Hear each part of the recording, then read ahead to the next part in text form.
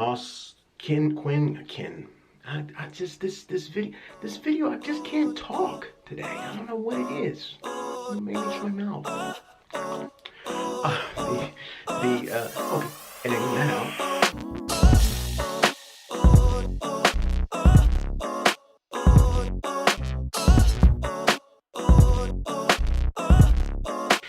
The Golden State Warriors are a team that's been slept on. They lost KD, they lost Quinn.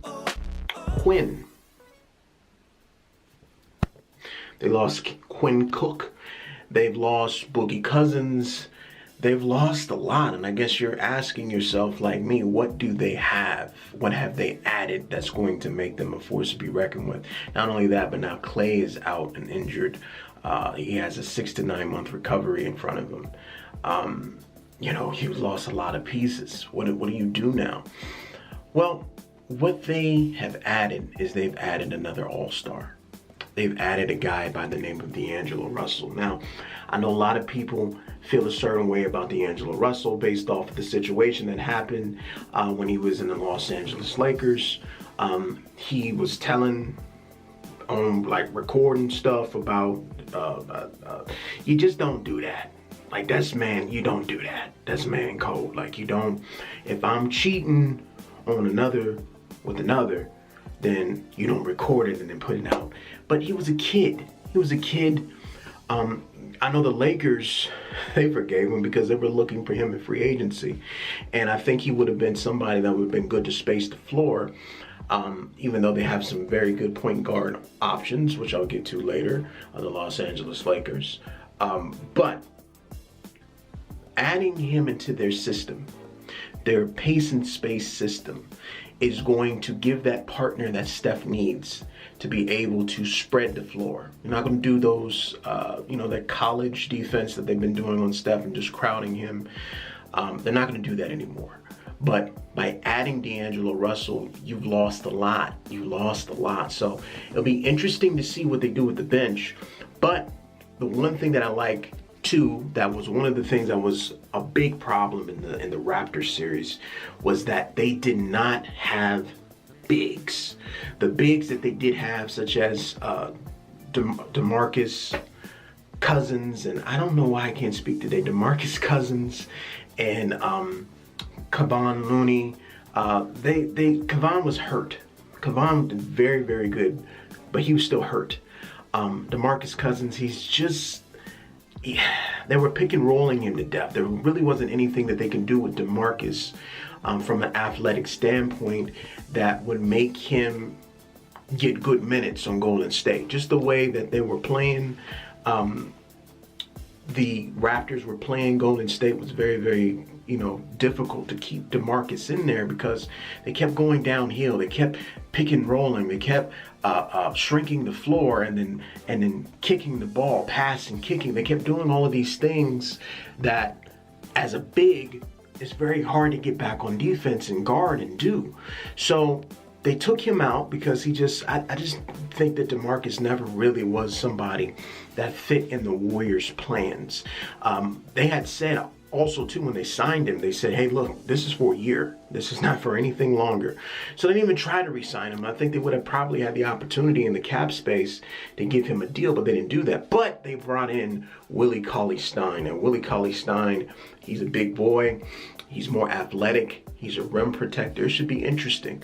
And I think they're going to fill a couple of holes because that bench is not good still.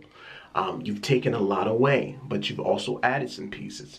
So for me to sit up here and say that Golden State is not going to be in the conversation, it's not going to be competing, it's not going to be a force to be reckoned with, especially you have Clay coming back, would be stupid. The Golden State Warriors are not done. They are rebuilding, retooling, and they will be in the conversation when it comes playoff time. Trust and believe. Okay, so now it's time to talk about the two teams that everybody in the NBA has been talking about. Now, I know to yourself, you probably said, well, wait a minute, I thought you said that it was 5, and why is the Portland Trailblazers not a part of that list? Well, I can tell you why they're not a part of that list. They're not a part of that list because they didn't do what they needed to do in the offseason. Yes, they got Hassan Whiteside. Yes, they picked up Kent Bazemore as well as Rodney Hood. Those are good rotation pieces, players, but they really needed somebody that was going to be that extra scoring presence. I really don't know why they didn't try to put themselves in the Jimmy Butler conversation. I don't know why they didn't recruit Jimmy Butler. I think from just from the interviews and the stuff that we've seen with Dame Lillard, he doesn't really like to go out and recruit people. He's not on this whole big three super team situation. He's not on that. But they really need somebody else that is a threat, because they're both streaky. Let's just be honest. If CJ is hot, great.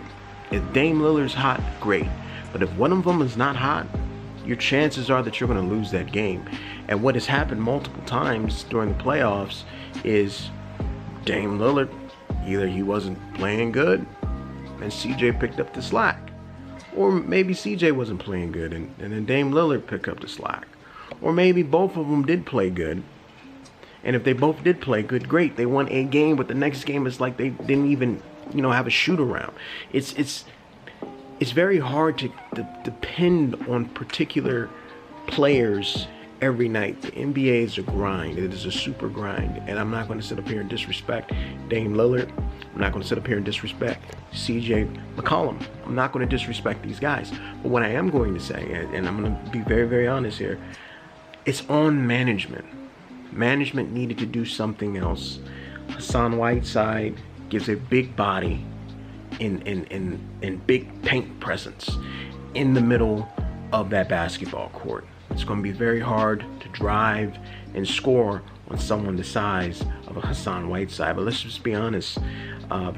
When he was in Miami, Bam was the person that basically was stealing all of his minutes. Bam was the person that was basically showing that he's going to be the future of the Miami Heat, and that's basically what happened. They traded him out.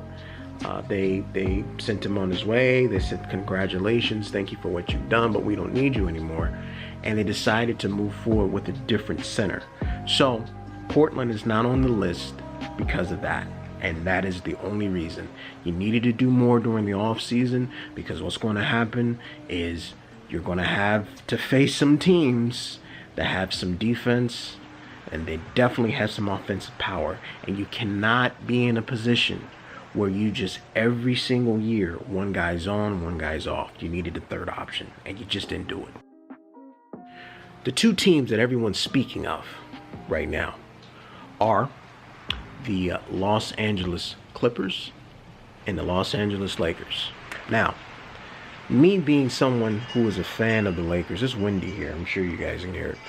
You got me being a fan of the Los Angeles Lakers. Kobe Bryant fan, somebody that's just, the mentality to just get out of my way. When the Lakers were down, it was a very, very bad situation for me as a Laker fan, because there wasn't really anything to cheer for.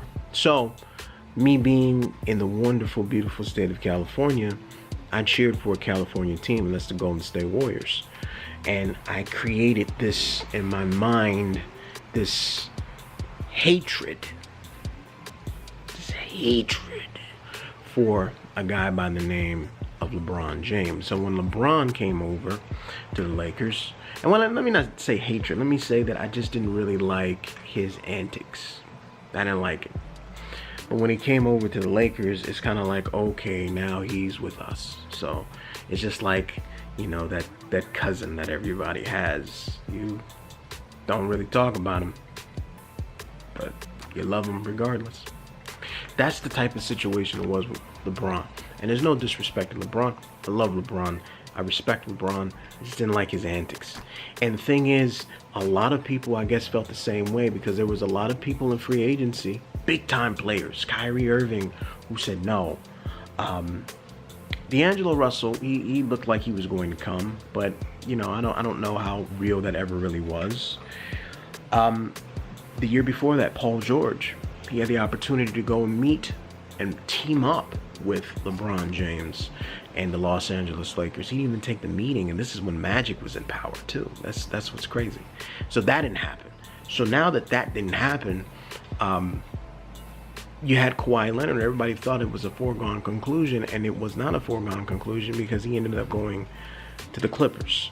So now it's not just me who doesn't like the antics of LeBron James so much, or maybe the star power that he has, that everything is focused on him and him alone.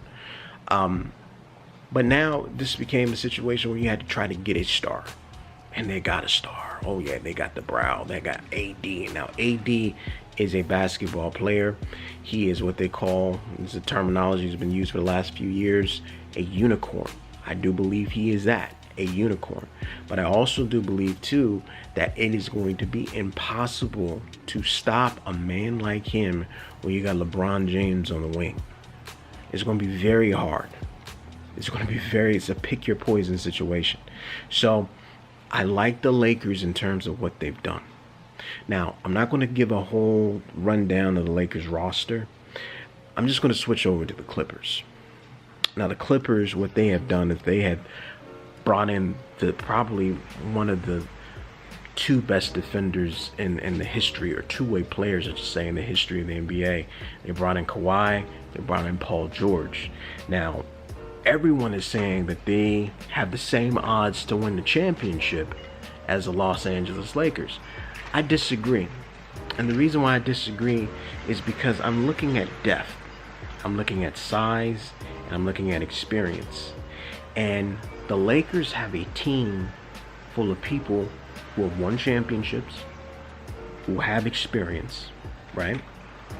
And they also have a deeper depth when it comes to certain positions. Like, for example, let's just start with the center position, right? If we start with the center position, the Clippers, they have Zubac, who had a breakout season for the Lakers.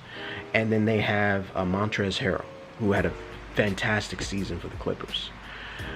Zubac is very big guy, very big, talented guy, right? Montrezl Harrell is not. He's not that big of a guy, not that big of a presence. I'm looking at JaVale McGee. I'm looking at DeMarcus Cousins. I'm looking at, I'm forgetting somebody, aren't I? JaVale McGee, Marcus Cousins. Oh yeah, that guy they call Anthony Davis. Right. Those three guys are going to be very, very hard to stop in that paint. JaVale had a fantastic season for the Lakers last year. Glad he's back.